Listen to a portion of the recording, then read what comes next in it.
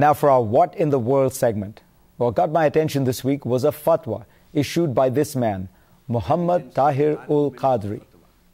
It wasn't a fatwa against infidels, against America, against cheeseburgers, or against Salman Rushdie's latest book. No, this fatwa was against terrorism. Now, ever since 9/11, I've asked the question, where are the mullahs, the sheikhs, with their condemnations of terrorism and jihad? And there have been some, increasingly, but never quite like this one. First off, this one weighs in at a hefty 600 pages. And while past fatwas might have hemmed and hawed about whether or not the Quran condoned terror or particular kinds of violence, this one is definitive. It says there is no theological justification for terror in Islam, and indeed such attacks are condemned by Islam. Al-Qadri says terrorists will be excommunicated from the religion. And maybe most powerfully, he says committing a terrorist attack will land the perpetrator in hell. So much for the promise of 72 virgins waiting around in heaven.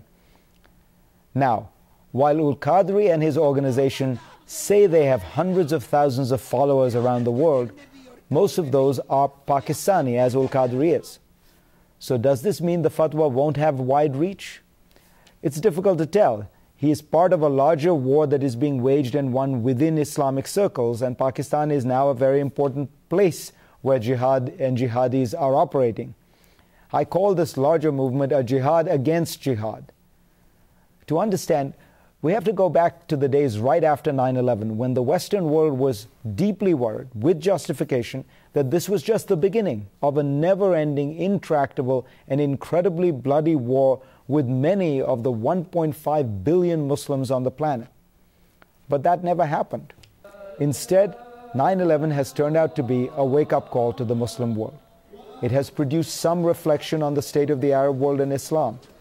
It has also produced a series of attacks by Al-Qaeda and affiliated groups against Muslims themselves in places like Iraq, Indonesia, Saudi Arabia, Jordan, Egypt.